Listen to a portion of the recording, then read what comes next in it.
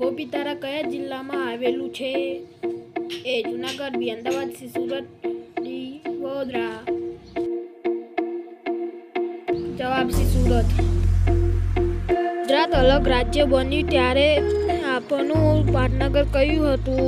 એ ગાંધીનગર, બી Ahmedabad, C Rajkot, D Surat. જવાબ બી અમદાવાદ. રથકણોનું આયુષ્ય આશરે કેટલું હોઈ શકે? એ 120 દિવસ, બી 40 દિવસ, સી 30 દિવસ, ડી 130 દિવસ. જવાબ એ 120 દિવસ. કઈ નદી કિનારે સુવાલીની ટેકરી તરીકે ઓળખાય છે? એ નર્મદા, બી પૂર્ણા, સી તાપી, ડી વિશ્વામિત્રી. જવાબ સી તાપી.